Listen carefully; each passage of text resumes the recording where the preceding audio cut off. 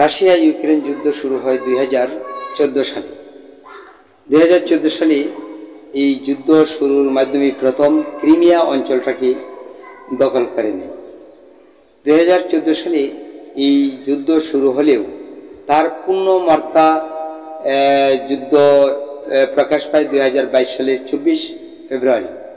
2022 সালের 24 ফেব্রুয়ারি থেকে যে যুদ্ধ করেছে সেই যুদ্ধটা এরকম এক পর্যায়ে চলে যায়, অনেকেই ভেবেছে যে সেটা অদ্য বিশ্বযুদ্ধে রূপান্তরিত হয়ে যাবে, কিন্তু দেখা গেছে যে এই যুদ্ধটা রাশিয়ার ইউক্রেনের মাঝেই বিস্তার লাভ করছে। কিন্তু ছায়া যুদ্ধ হিসাবে পৃথিবীর অর্ধাংশ বিস্তার লাভ করেছে। যেমন পশ্চিমা নেটোভুক্ত দেশ, ইউভুক্ত দেশ সহ সকল দেশই কিন্তু ইউক্রেনকে সাহায্য সহযোগিতা করেছে। এমনকি সেই সহযোগিতা নিয়েও ইউক্রেন পিছিয়ে আছে, অর্থাৎ রাশিয়ার সঙ্গে যে একটা পাল্টা দিয়ে জয়লাভ করবে সেটা কিন্তু করতে পারেনি। রাশিয়া ইউক্রেন যুদ্ধ শুরুর পর থেকে কমপক্ষে 3 বার ভ্লাদিমির পুতিন যুদ্ধ মীমাংসার জন্য একটি আহ্বান করে, ঘোষণা করে, কিন্তু তাতে রাজি হয়নি ভলোদিমির জেলেনস্কি। ভলোদিমির জেলেনস্কি ভেবেছিলেন যে রাশিয়ার সঙ্গে ইউক্রেন জয়লাভ করবে এ কারণেই, যেহেতু পশ্চিমারা তাকে সাহায্য সহযোগিতা করছে। এমনকি পশ্চিমারা শুধু যে অস্ত্র দিয়ে, অর্থ দিয়ে সাহায্য করেছে তা নয়, তারা সৈনিক দিয়েও সাহায্য করেছে, কিন্তু সেটা ছিল গোপনে। অর্থাৎ পশ্চিমাদের সঙ্গে রাশিয়ার যুদ্ধ চলছিল একটা ছায়া যুদ্ধ। আর এই ছায়া যুদ্ধের মাধ্যমে ভয় পায়নি ভ্লাদিমির পুতিন ভয় না পেয়ে বরং সে আরও এরকম এক পর্যায়ে নিয়ে যুদ্ধটাকে ধার করে, যেখানে নাকি সে পরমাণু অস্ত্র পর্যন্ত মোতায়েন করে। এমনকি পরমাণু অস্ত্রের দ্বারা যে কখন আঘাত করবে সেই চিন্তা ভাবনাও কিন্তু তার মাঝে ছিল। যখন পরমাণু অস্ত্র সে একেবারে তাক করে রাখে পশ্চিমা বিশ্বের দিকে, তখন তারা ভয় পেয়ে আবার থেমে যায়। ঠিক এভাবেই চলছে। তো এই বিগত দিনে জো বাইডেন যখন ক্ষমতায় ছিলেন তখন যুদ্ধটা শুরু হয়েছে। আর জো বাইডেন তিনি ভেবেছিলেন যে প্রকারে হোক রাশিয়ার বিরুদ্ধে ইউক্রেনের জয় চাই। আর জয় যখন পাচ্ছিলেন না তখন তিনি হতভম্ব লেগেছিলেন যে এখন কি করা যায়, এরকম একটা চিন্তা ভাবনা করেছিলেন। তবে শেষ পর্যন্ত জো বাইডেনের ভাবনা ছিল যে এই যুদ্ধটা অবিরাম চলতেই থাকবে, এটা মীমাংসার জন্য কোনো পথ খুঁজেন না তিনি, এমনকি এই পথ খুঁজেও পাননি। যখন জো বাইডেন ক্ষমতায় ছিলেন তখন কিন্তু ডোনাল্ড ট্রাম্প ক্ষমতাহীনই ছিলেন। তিনি ছিলেন সাধারণ একজন মানুষ, এমন রাজনীতিকবিদ। সেই হিসাবে তিনি বলেছিলেন যে আমি যদি থাকতাম তাহলে রাশিয়া ইউক্রেনের যুদ্ধ 12 ঘন্টায় বন্ধ করে দিতাম। তিনি এই কথাটা বলেছিলেন তখন এই জো বাইডেনকে একটা ধিক্কার দেওয়ার জন্য। অর্থাৎ জো বাইডেনের সঙ্গে ডোনাল্ড ট্রাম্প যখন হেরেছিলেন ওই নির্বাচনে, তখন থেকেই জো বাইডেনের প্রতি ডোনাল্ড ট্রাম্পের একটা যে মনোক্ষুণ্ণতা ছিল।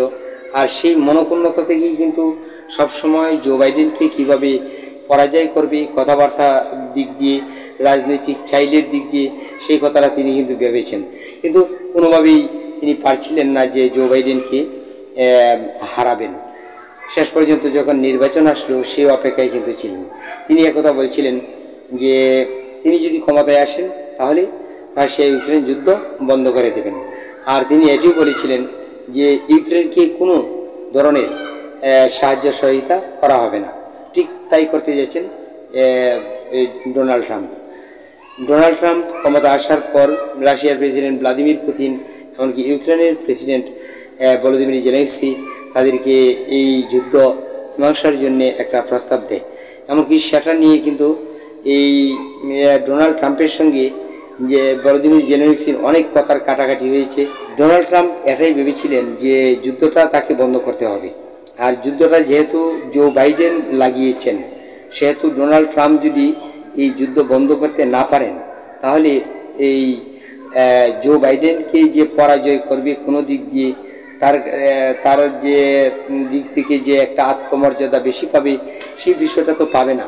আর এই কারণেই তিনি কাজ হলো যে যুদ্ধটাকে বন্ধ করা, অর্থাৎ সমগ্র বিশ্ববাসী যেন দেখে জো বাইডেন যে যুদ্ধ লাগিয়েছিলেন সেই যুদ্ধটা ডোনাল্ড ট্রাম্প বন্ধ করেছেন, এমনকি বিশ্বমাঝে তিনি যেন একটা প্রশংসার পাত্র হয়ে থাকেন, এটাই কিন্তু তিনি প্রধান উদ্দেশ্য।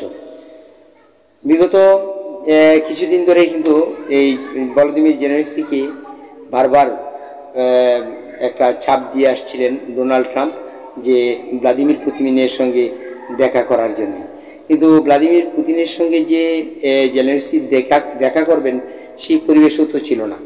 ইদানিং একটা পরিবেশ সৃষ্টি হয়েছে, সেটা হলো এই মধ্যপ্রাচ্যের মাধ্যমে যুদ্ধবিরতি ঘটানোর জন্য একটা প্রস্তাব এসেছে, এমনকি আগামী দিনে যে কোনো সময় তারা এই সৌদি আরবে বসে এটাকে যেন আর যুদ্ধটা না থাকে সেই বিষয়টা ভেবে চিন্তে দেখবেন। তবে এখানে একটা কথা আছে, আমরা যদি ভেবে দেখি যে এই রাশিয়া যে 2014 সালে যুদ্ধটা শুরু করেছিল তখন তো ক্রিমিয়াকে দখল করে নিয়েছে। এর পরবর্তীতে দেখা গেছে যে লুহানস্ক, দনেৎস্ক এই অঞ্চলগুলিকেও দখল করে নিয়েছে। তো এটি আংশিকভাবে দখল করে, বেশিরভাগ করে দখল করে নিয়েছে। আর আংশিকভাবে যে অঞ্চলগুলি দখল করেছে সেটা হলো যে কেরসন, মাইকোলাইভ, কিংবার্ন উপদ্বীপের দক্ষিণাংশ, এই অঞ্চলগুলি যে আংশিকভাবে দখল করে রেখেছে। এখন ভ্লাদিমির পুতিনের কথা হলো যে যে অঞ্চলগুলি দখল করা হয়েছে সেই অঞ্চলগুলি আর ইউক্রেনকে ফিরিয়ে দেবে না। কিন্তু ইউক্রেন কি এটাতে সম্মতি দেবে?